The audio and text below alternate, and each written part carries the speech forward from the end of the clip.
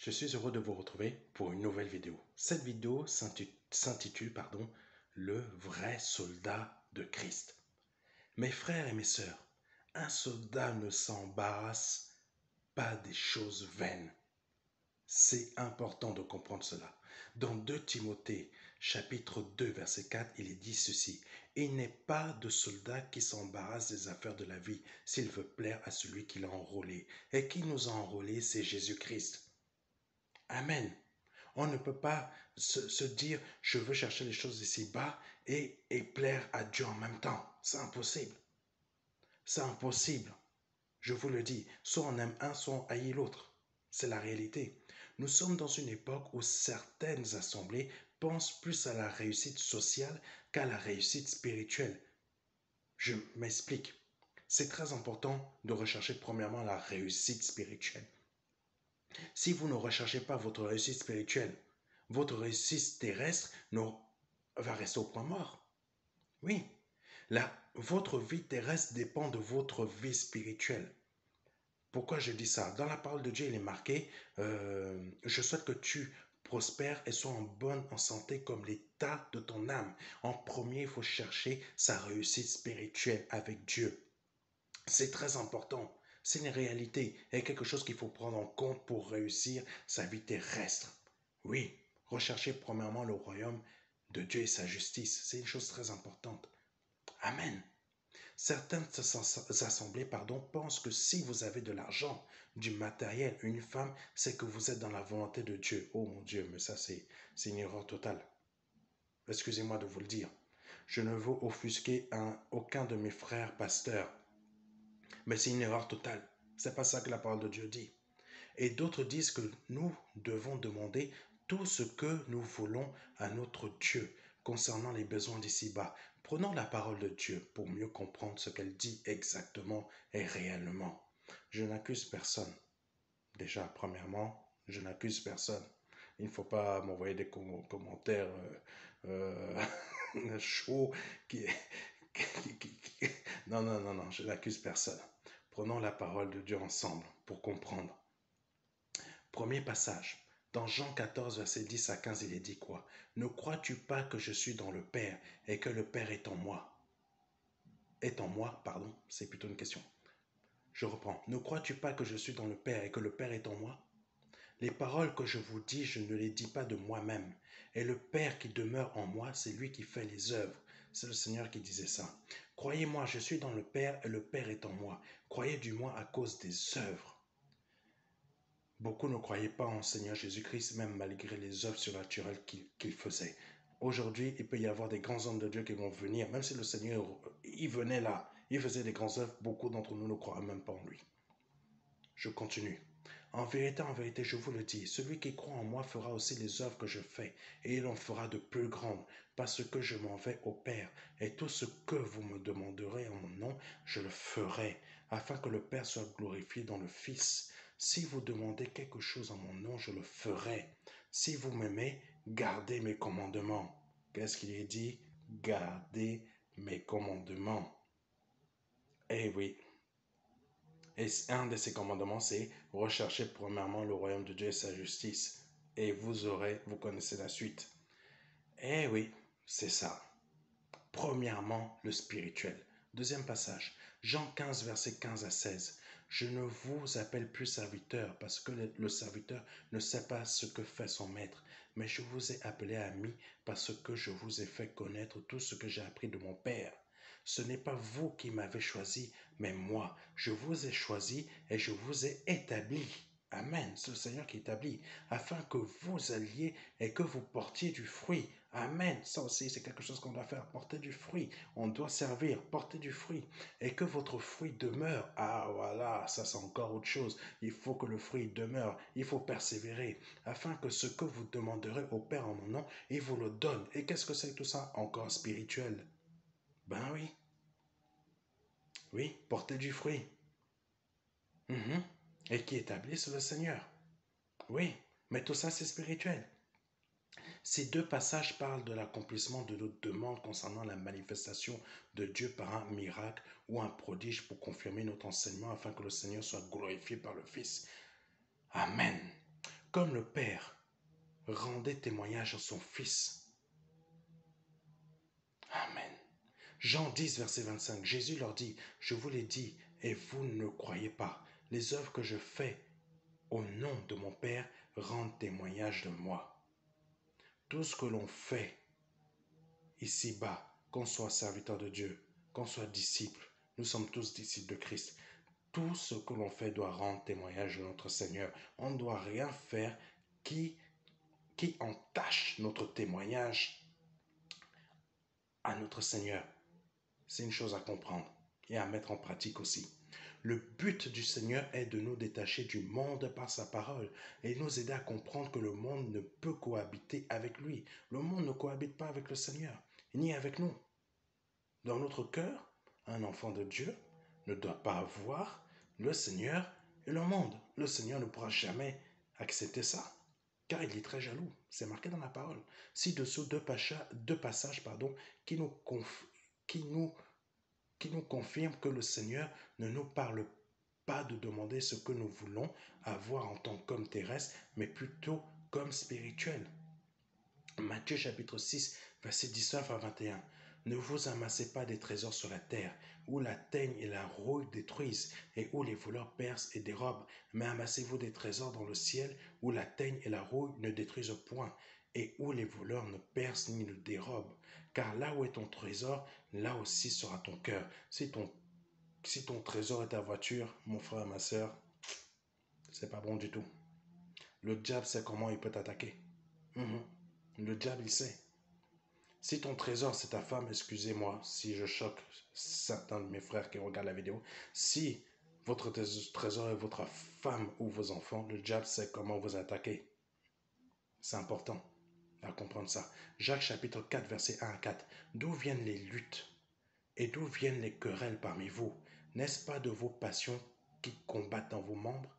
Vous convoitez et vous ne possédez pas. Vous êtes meurtrier et envieux et vous ne pouvez pas obtenir.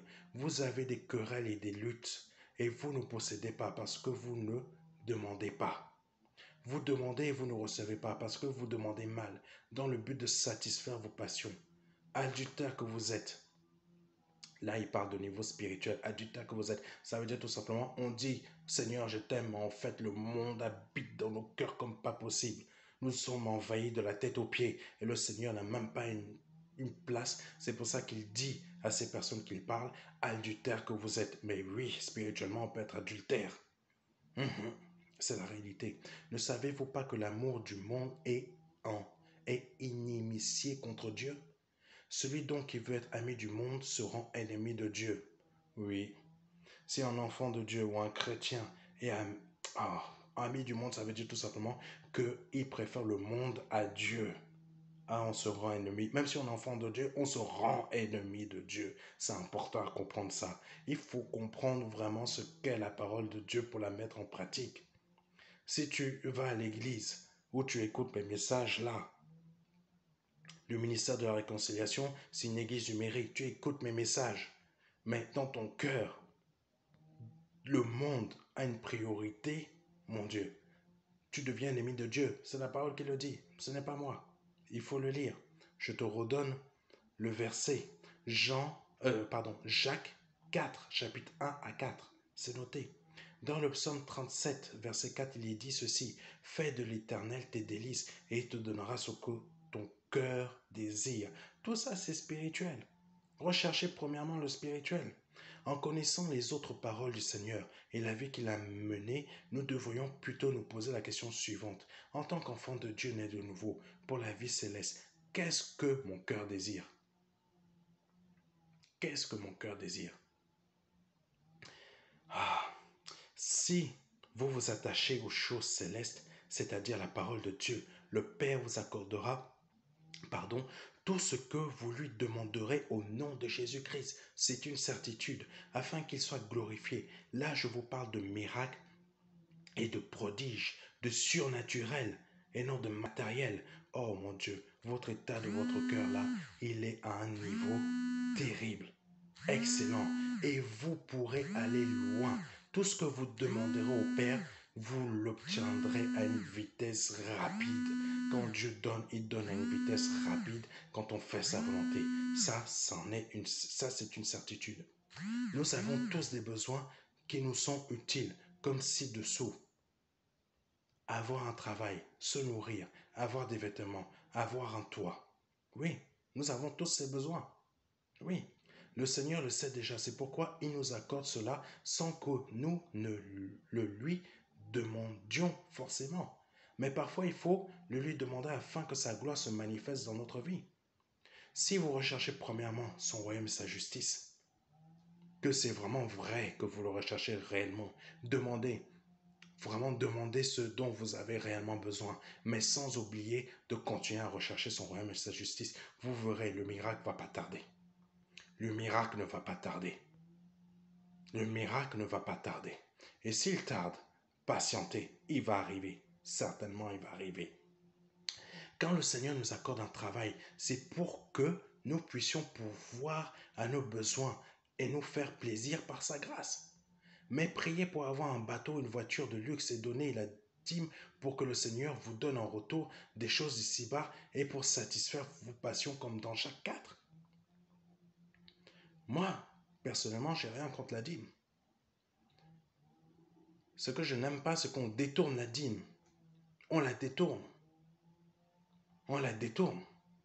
Parce que je veux une femme, parce que je veux une telle maison, parce que je veux que le Seigneur me bénisse en retour. Oh mon Dieu, mais on prend Dieu pour qui? Sérieusement, on n'aime pas notre Père, on n'aime pas notre Seigneur pour lui donner notre dîme d'une manière avec amour, sans attendre en retour qu'il nous donne quelque chose. Mais c'est sérieux, c'est sérieux. Quand on donne la dîme, c'est pas pour attendre quelque chose en retour. Il faut oublier, même certains d'entre nous oublient qu'il est marqué dans la parole de Dieu. Cette parole, pardonnez-moi si je l'écorche, il est dit donner sans attendre en retour. Donc ça vaut pareil pour le Seigneur. Même s'il est marqué dans l'Ancien Testament, il ouvrira les écluses des cieux. Si c'est pour qu'on donne la dîme, excusez-moi, on n'est plus dans l'Ancienne Alliance, on est dans la Nouvelle Alliance. Donc on doit agir avec notre cœur. Ça veut dire que si on donne notre dîme, c'est pas pour attendre qu'il nous ouvre quoi que ce soit. On donne parce qu'on aime notre Dieu.